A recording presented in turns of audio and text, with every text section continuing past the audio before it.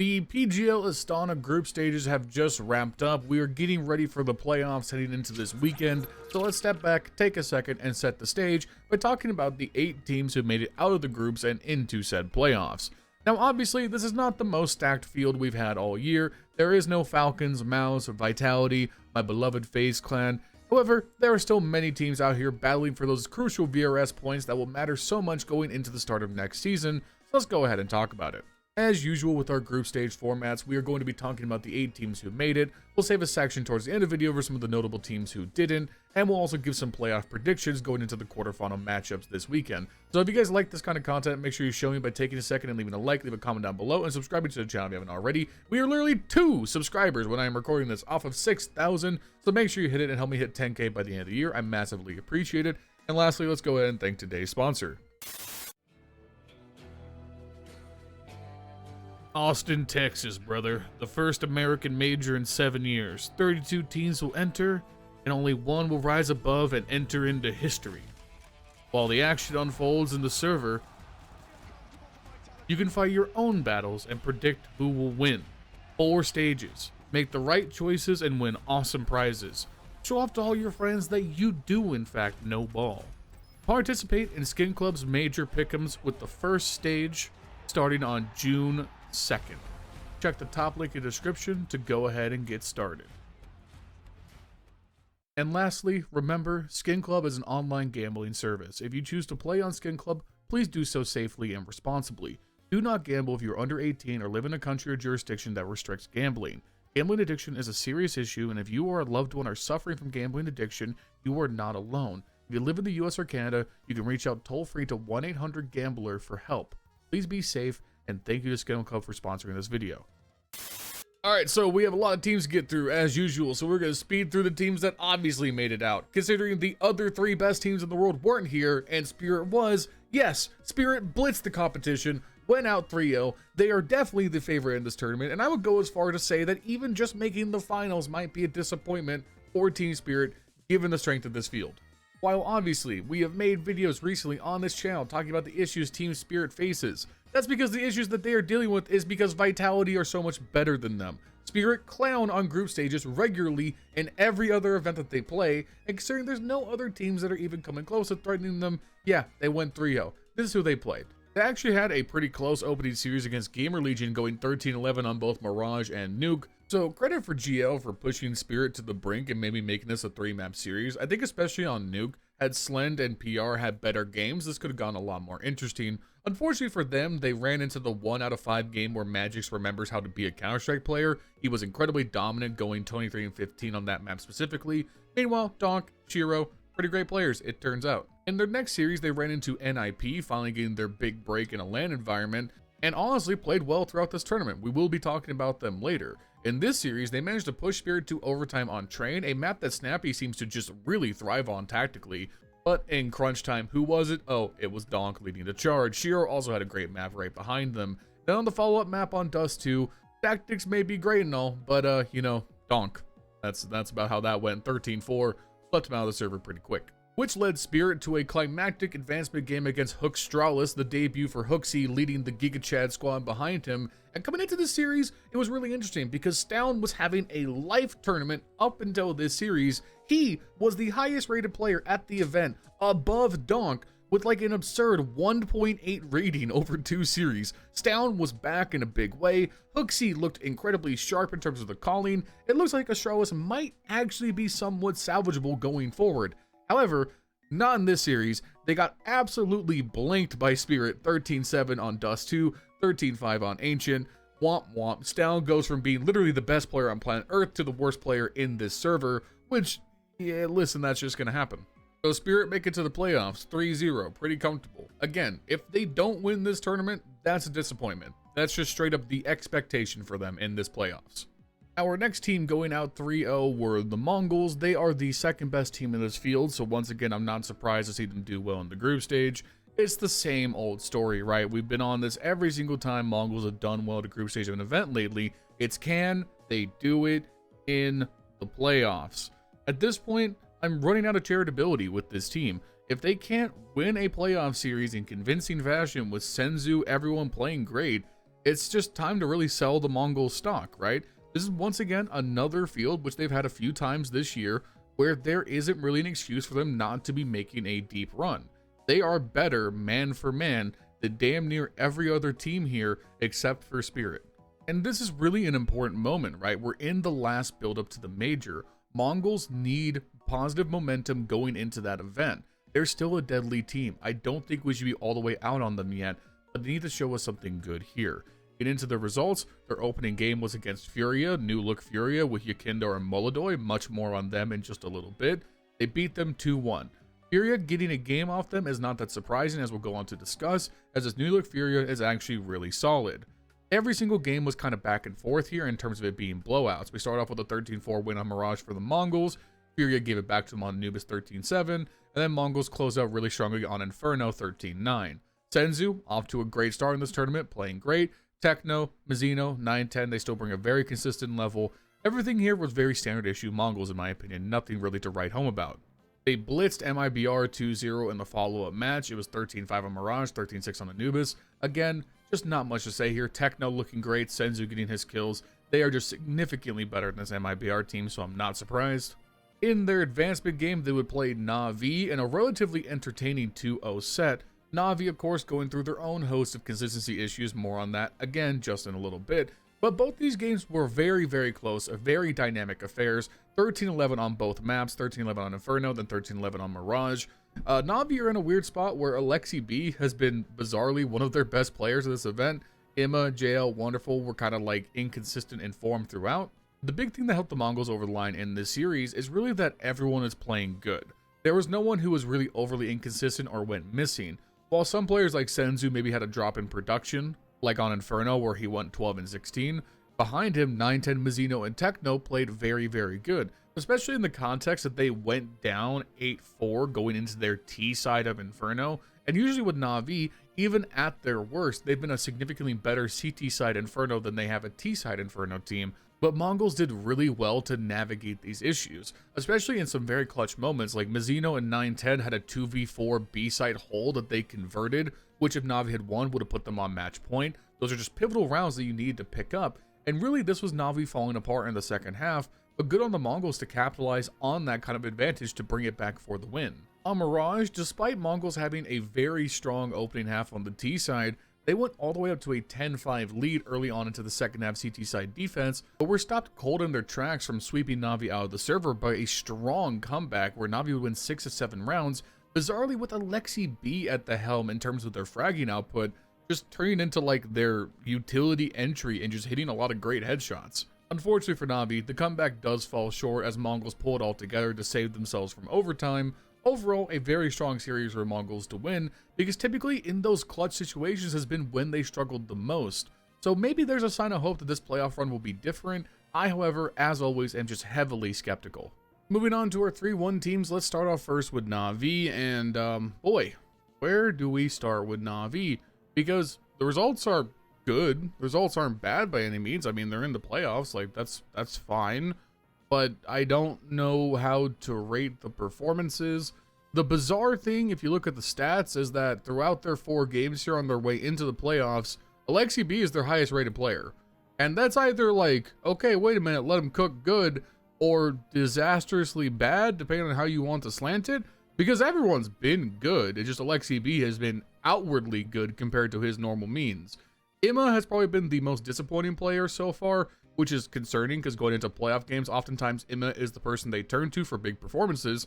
So I don't know what to rate this. Will they maintain this form? Will Alexi B continue to be good? I simply have no idea. They started off the event by dusting off M80 in 2 games, 13-4 on Dust 2, 13-7 on Mirage. M80 are just kind of mid, so not really shocked to see that happen. So far, a pretty easy bracket for Navi as they had Big in their following matchup, which they also took care of in 2 games, 13 on Inferno, 13-10 on Mirage. Again, just not much to be said here. Big are essentially a dead project and not very competitive. Hyped was just okay to awful, but it was nice to see JL just have a consistently good series, as honestly, he's been the most inconsistent piece for Navi for the last like almost a year now. As we already covered in the previous section, they did go down to the Mongolz, but I don't really think that's that weird. With the current state of this Navi lineup, I don't think they're capable of beating Mongolz unless the Mongolz throw. Like, in terms of firepower, the Mongols cleared NAVI in almost every respect. What really made up the difference and kept this game super close, in my opinion, is that Alexi B just maintained this incredibly high level consonant to what we expect from him. Wonderful was also great on Inferno, not so great on Mirage, but Wonderful tends to hold up pretty well in this matchup. Historically, he tends to be as good, if not better, than 910 more often than not, and that was the case here. Even though he had a poor game on Mirage, like we said, he still beat 910 pretty soundly in the op head-to-head. It's just Techno, Senzu, and Mizuno, when they're on their game, have been playing better than Emma, JL, and Bit. That's really what this came down to. It's fine, though, to lose here if you're Navi. You have multiple chances to still make it out into the playoffs. In their very next matchup against Aurora, they managed to clean things up 2-0. They beat Aurora very soundly. Train was a 13-11 affair, and then Inferno was 13-10. The big thing for Aurora, we'll talk about this more in a minute, is Wakadia. Wakadia has been severely bad in this event, and I'm not going to just like totally rip off Maui Snake here, but he's 100% correct. Wakadia is feeding kills that he should not be giving up. He's always been that kind of player to take those risks, but right now he is throwing away advantages like it is going out of style, and it's just ruining his stat lines. I mean, for the series, he goes 14-33. You know, rewind back to earlier in the year, go like cover like Katowice, Blast Rivals era recaps from my channel. I was singing Wakadia's praises as an unreal step-up player, oftentimes playing as good, if not better than Zontares in some of these bigger series, but not right now. He's been awful, and he's been holding this team back. Last note on Navi, this was finally where Emma really showed up in the tournament. He had a fantastic series on both maps, very strong rifling, especially on Train, that was pivotal for Navi being able to pull off that win. So Navi are through. Are they going to be able to do any damage in the playoffs? I would bet not. I haven't seen anything from the firepower that makes me very confident in them right now. I think the team is in a very weird state where I don't know where they go forward. I'll save some predictions for the end, but they do have Astralis in their first matchup, which is interesting. It's definitely a winnable match. And if they do, they have Mongolz. So yeah, I mean, it's possible for Navi to make a deep run. They just haven't given me anything to really be inspired about. Moving on to our next team, and you know, listen, I am happy to be wrong for once, because this debut of the new look Furia has been pretty great.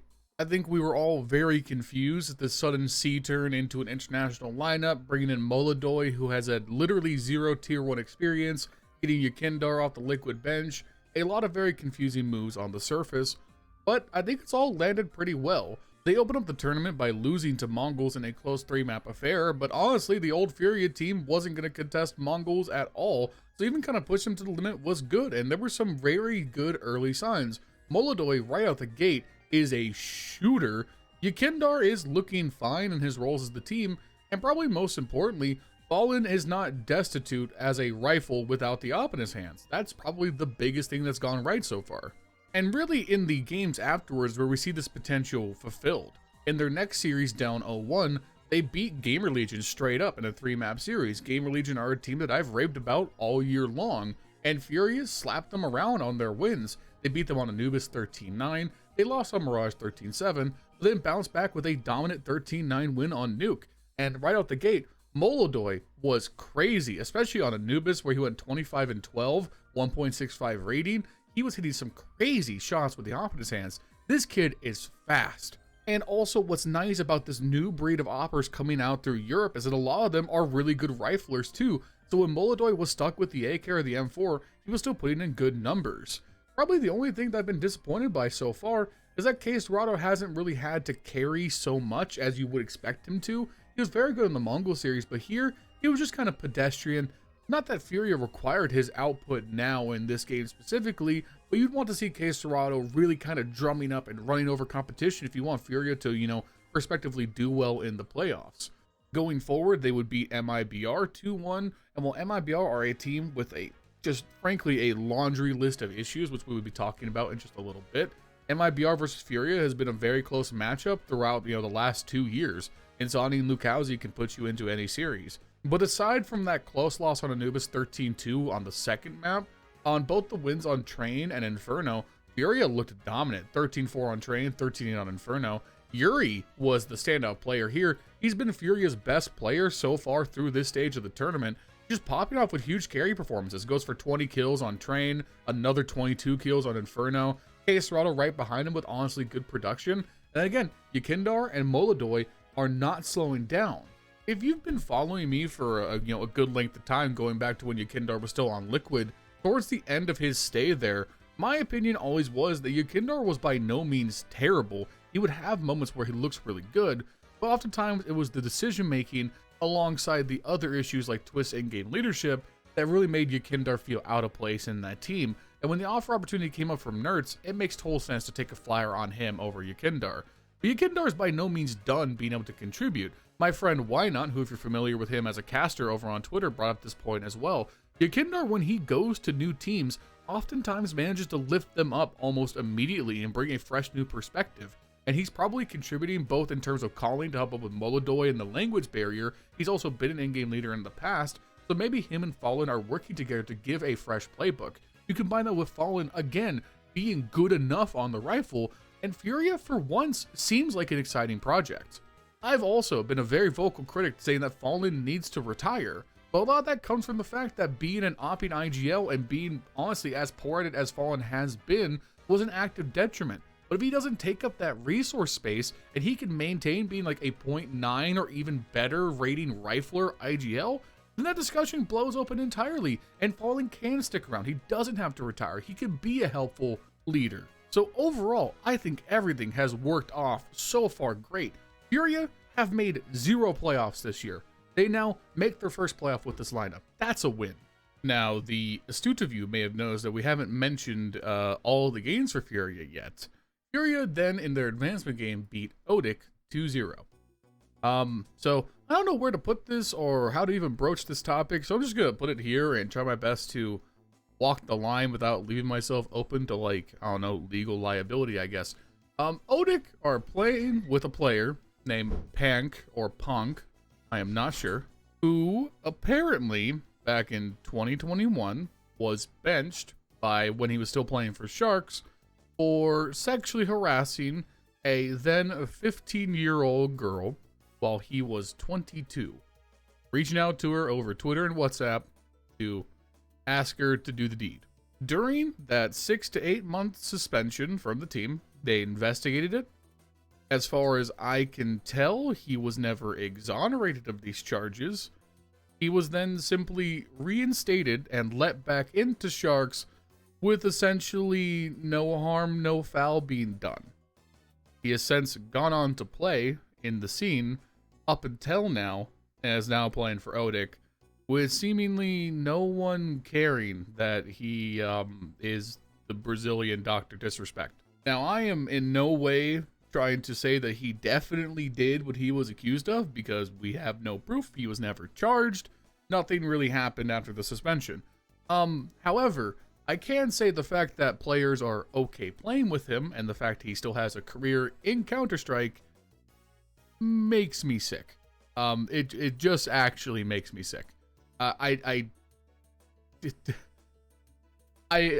gonna move on. Okay, if I keep speaking, things are gonna get wacky. There are things I would like to say that I know that I can't say in the context of this video. That is just a thing. That is a storyline at this tournament. Thank God they didn't make the playoffs. Yeah, okay, moving on. Circling back to teams that are fun to talk about, Astralis. Can't believe I can actually say that for once. This is the first debut with the HooXi experiment, and this bout went as well as you could ask for. They beat all the teams they should have. The only loss they took on their way into the playoffs was against Spirit, which is expected. And yeah, I think HooXi looked really good. Not only just as a caller, he even had some great moments individually, which is just, that's awesome, man. I'm glad that HooXi isn't just out and washed up after not being on a team for almost a year. The big surprise was what this did in terms of reinvigorating the other players. Getting into it, their opening series was against Odic. They beat them 2-1, thankfully. And in both of their wins, Stown was a monster.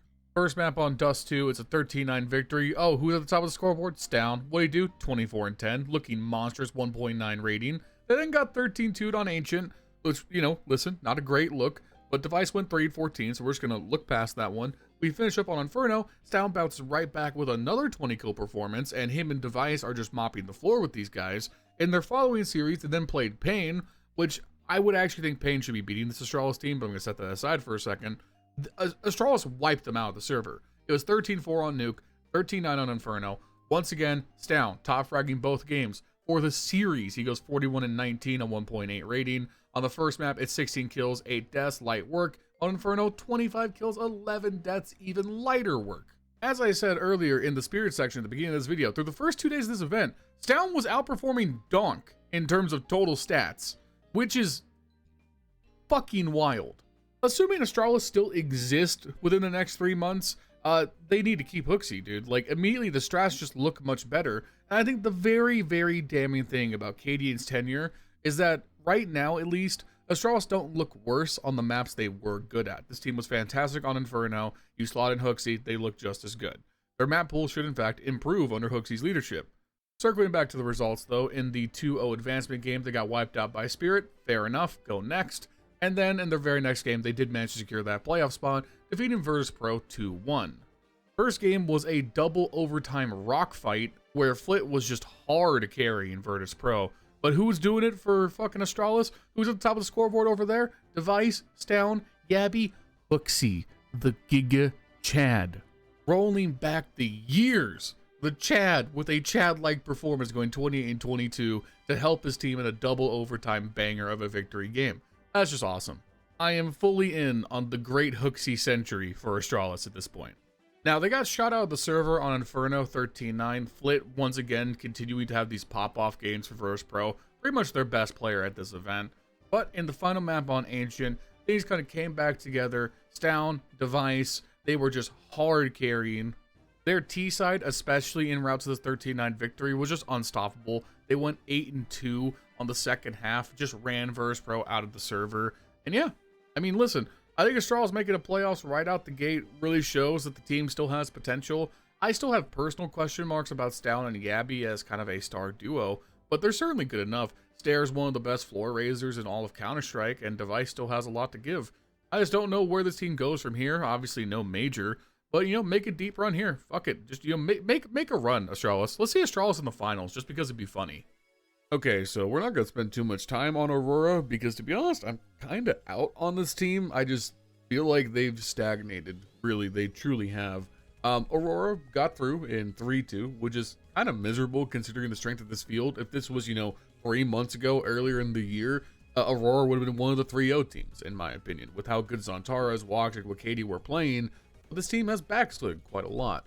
They lost their opening series to Big, 2-1. And I feel like that's pretty damning, considering this was a top 5 definitive team not that long ago. And like, these were close maps. Aurora won Mirage 13-11. They should not be taking Big to the wire on Mirage. They then lost Inferno 13-11. And Dust 2, 13-8. You lost to Big on Dust 2. What the fuck?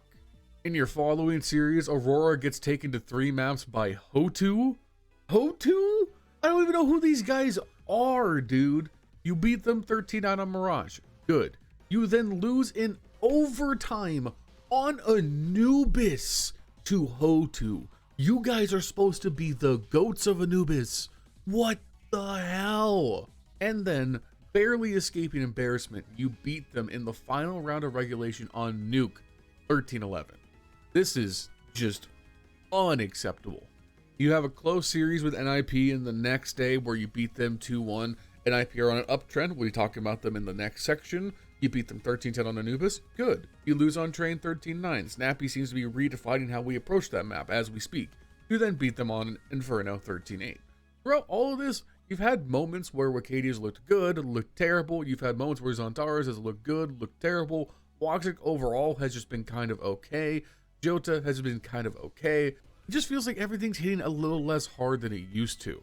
In point of fact of that, obviously, like we covered earlier, you got 2-0'd by NAVI. Wakati was awful. Like, NAVI have so much less firepower than you guys have shown throughout this year. It's just unacceptable, man. Thankfully, Aurora scraped into the playoffs in the very last series of the group stage, beating Odic 2-0. Thank you for knocking Pank out of the tournament, by the way. I appreciate that. Both these games were relatively strong because Odic are a nothing team. You beat them 13-4 on Dust 2. You whooped them around on Anubis 13-8. I think Zontaras and Wakati were both great in this series. But the problem is this inconsistency. I just don't know. Compared to the Mongolz, right? Because this is the team that Aurora will always be compared to. I have more faith in Mongolz figuring it out at this point because they're a younger team. Like, a lot of the players on Eternal Fire are just old. Zontares is dealing with an injury. Woxic is already an inconsistent player. Wakadia is an inconsistent player. Major is a good but one-note in-game leader. Where is the innovation going to be found? I just don't see it. So I just don't see Aurora doing well in the playoffs, if I'm being perfectly honest with you. Let's move on and talk about probably my favorite storyline of this tournament, and that's NIP finally getting to showcase themselves at a Tier 1 LAN. A little bit of background for you, I've brought this up before, but NIP, the goated Get Right Forest exists Freiburg for Flaren lineup, that's how I got introduced to the concept of esports when I first started playing Counter-Strike Go. Even though this organization sucks and has perpetuated terrible lineup after terrible lineup for years since that original core fell apart, there still is a part of my heart that just wants to see this org succeed because I'm so attached to it from it introducing me to this sport that has now given me a job. And to finally see them just make a good move, like a good set of moves in this rebuild around Wrinkle, I've enjoyed watching them through the path this year. But as someone who really only covers Tier 1, I haven't had a chance to talk about them in a recap because they had no VRS points and no invites to start the year. They grinded through Tier 2. They grinded through Online Cup after Online Cup, playing against cheaters, match fixers, everything you deal with in Tier 2, and they finally got their break here. And at PGL Astana, they managed to make the playoffs in their first legit shot in a Tier 1 LAN. That's fucking awesome. Shush played great. Wrinkles looked good. Ujers continues to be someone I have a lot of respect for and think he has a great eye test. Snappy is a proven, great veteran in-game leader. Everything about this NIP team is exciting and fun to watch. Are they a perfect team? Are they going to be close to a top 15 team anytime soon? I don't know. Probably not. But they are a fun, refreshing storyline. They opened up their efforts here by beating Virtus.pro in their opening series in 3 games. That's fair enough. Virtus.pro, for all their issues, do have a lot of firepower. They beat them 13-6 on Train. Snappy is currently kind of broadening himself into one of the best Train masterminds in the scene. They narrowly lost Dust 2 13-11 and then came back with an emphatic 13-9 win on Ancient. And the first thing to mention is that Shush has been awesome, unshackled from Heroic. He's been the only member of that Heroic core to fly under the radar because we haven't been able to see him, and that sucks because he's a great rifler. And in point of fact of that, he ends the group stage as the 3rd highest rated player, just a little bit behind Shiro, and he played double the maps of both Donk and Shiro on Spirit. Unfortunately for NIP, they'd have to play Team Spirit in their very next matchup, and yeah, they got swept out of the server. That's just gonna happen. They then lost their follow-up to Aurora in a close 3-game series, but, you know, listen, Aurora, I may have a lot of issues with them, but in this game, Wakadia and Zontares showed up, and that is just a firepower difference that can be very hard to grapple with. I do have to give NIP some credit though, because they pushed Aurora to the limit on Anubis where they barely lost 13-10. They came back with another great Train win 13-9, but then they kind of conceded Inferno 13-8. Wakadia again playing great throughout that series. So back against the wall, every game is elimination from here on. NIP went on to beat HOTU 2-0. Pretty clean game overall, 13-10 on Ancient and a 13-7 on Nuke. And in their final qualification series against G2, they beat G2 pretty soundly, 13-10 on Dust 2, 13-10 on Nuke. Now, you guys may be wondering, when am I going to make jokes about this G2 team? And while I would relish in doing that normally, I am going to take the peace path. G2, you're playing with Taz instead of Hunter due to a visa issue, your team is in flux right now. While I would, almost every other time, make jokes about how Taz was honestly better than Snacks, which is hilarious, I'm going to take the high road. G2, this and this time only, you get a pass. I'll see you guys next time.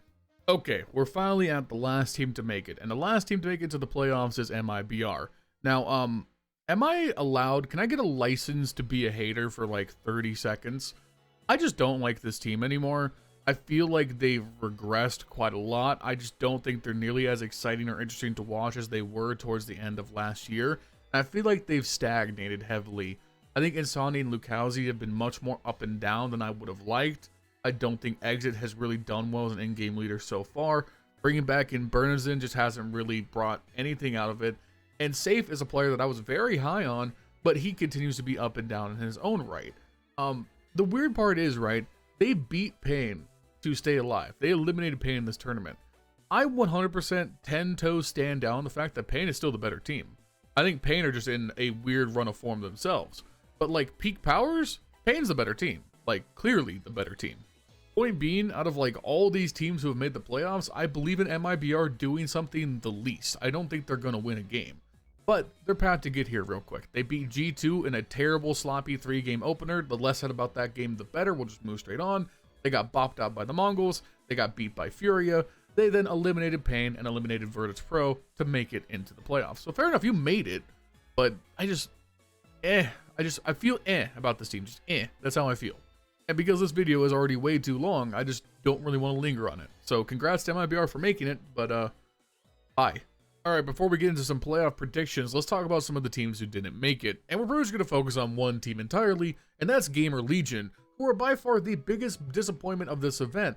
They got 0-3'd in this field, which is just straight up unacceptable for a team that this entire year has been punching far above their weight. I don't really know what to make of it.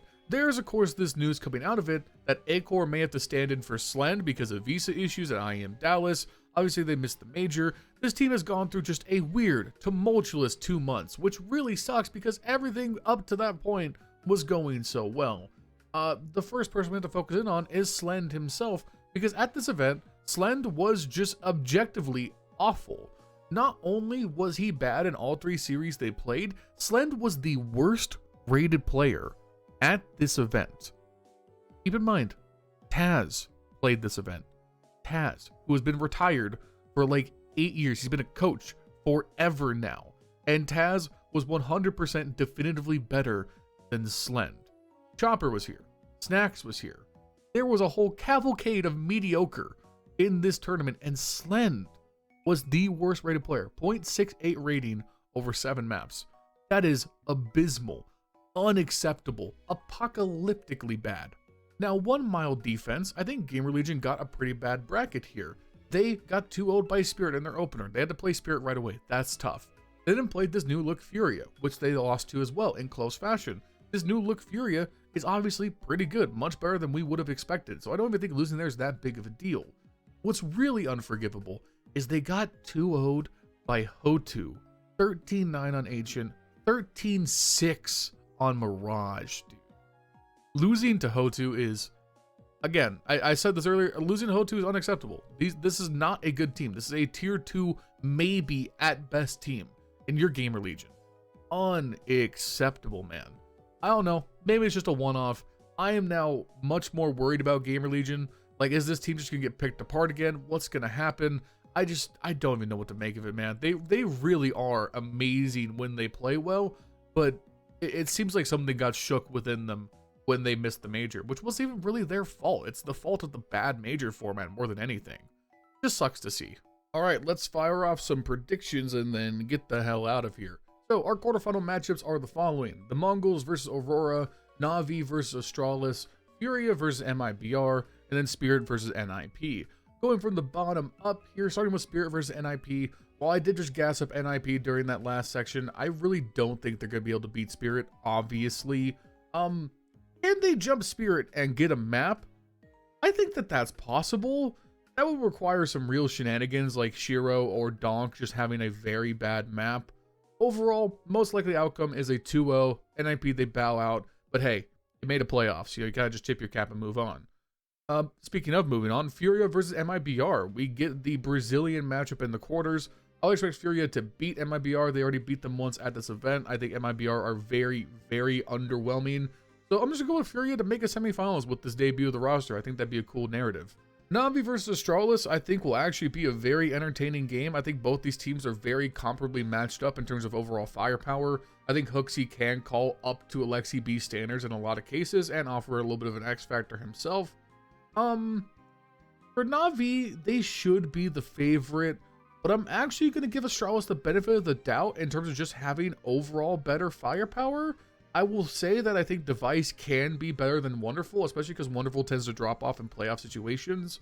I'm going to take Astralis to win this, but I think it's going to be 3 games. I think it'll be very close, and if Navi do win, I would definitely not be surprised. Rounding that out, we have the Mongolz taking on Aurora. This one should be the Mongolz, but these are 2 playoff chokers playing against each other. Last time this happened, the Mongols did beat them when they were still Eternal Fire. I believe this was back at Katowice. Yeah, I'm kind of out on Aurora, so I'm going to stick to that. I think Mongols are going to win this. I'm going to go with 2-0. I just think Aurora are going to find a way to fuck this up. And we are finally at the end of this long-ass recap. If you guys enjoy these kinds of videos, make sure you show me by leaving a like, leave a comment down below, subscribe to the channel. 10K by the end of the year, that's what we're going for. Thank you to Skin Club for sponsoring this video. Check their major pick'ems. Go ahead and make your pick'ems for the major. You might win some free skins along the way. If you decide to play on Skin Club using my link in the description down below, make sure you gamble safely and responsibly. Thank you to Skin Club for sponsoring this video. Thank you to my channel members, Justin, Jesse, Furia, Milan Berta, Bubblesj, Dr. Cocktor, Patatas Kaftesi, PTR, B1 Games, Cody Foxworthy, JesseTiv, Vegt, I'm Flashbang, Snowmy White, Rowdy, Vergil'sPlasticChair, and Sid Pro 12. You can make my channel member, do some links to the channel, for much to get name in the videos, as well as we're all working in Discord, development,